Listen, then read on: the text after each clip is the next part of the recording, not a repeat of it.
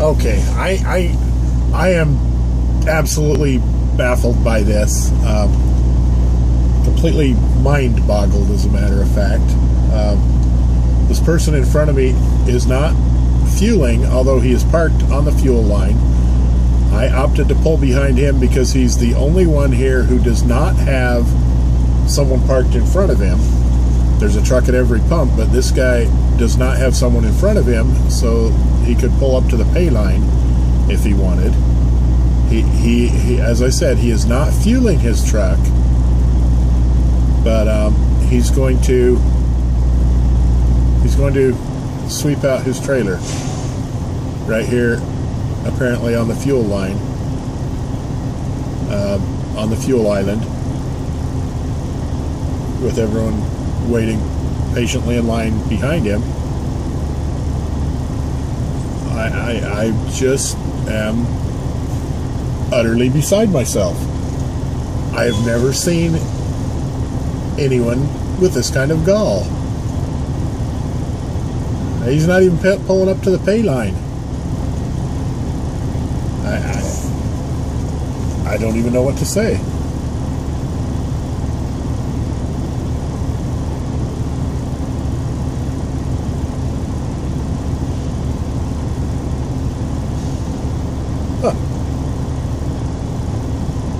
And it would be different if his co-driver perhaps were fueling the truck while he was doing this.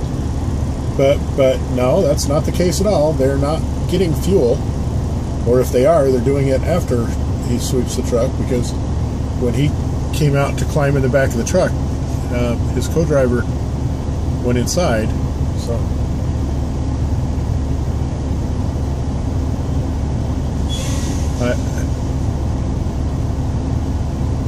I guess I'm just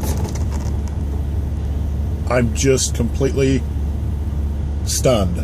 People do dumb things, and I know people will block the fuel island for longer than necessary.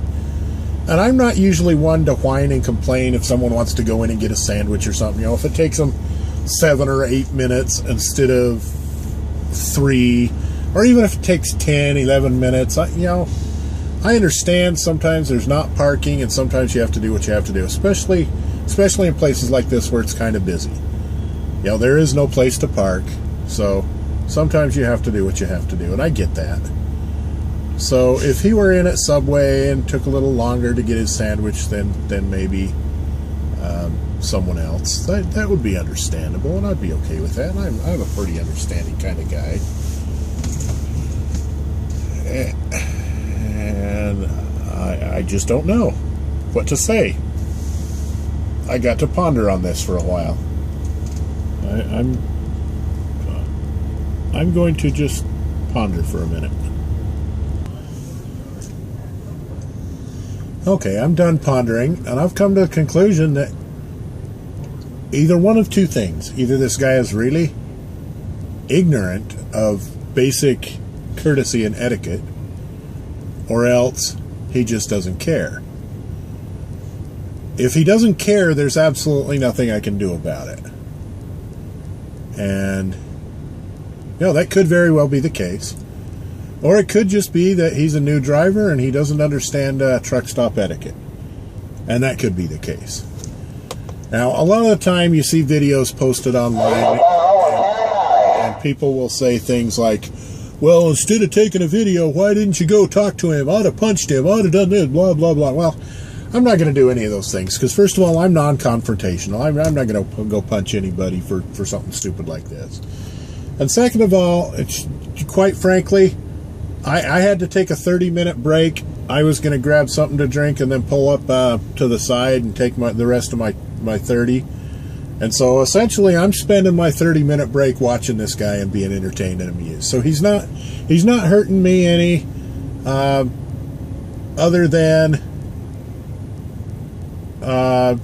you know, there's other people coming and going. Even some of the other fuel lanes are now open, so there's room for other drivers to get in and out. So mostly this is my entertainment at this point. So that's why I'm not confronting him. What I am going to do, though, once he's all done and once we're all done, I'm just going to go talk to him, and I'm just going to say, hey, did you know that that's not etiquette, that's not the way we do things, that you're blocking other people and that's not polite? And if he says, no, I didn't know that, then he does now. Whether he did or not, by the time he leaves here, he will know that it's not polite. I'm not going to get in a big argument with him. I'm not going to throw a tizzy fit. I'm just going to make sure he's aware that what he's doing is not polite. Then if he does it again, then he has no excuse. I'll give him the benefit of the doubt, because that's what I do. It might just be ignorance. He just might really not know how rude he's being right now. And I certainly, if I do something rude and I don't know that I'm being rude and nobody tells me about it, I'd feel bad.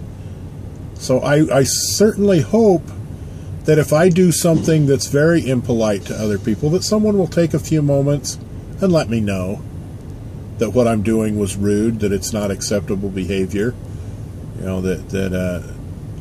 I'm hoping someone will take the time to tell me.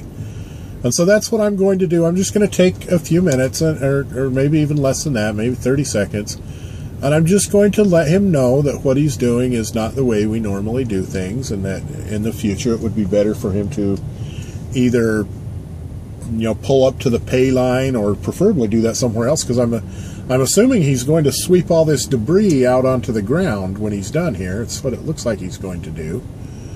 And I don't think he's got a dustpan or anything.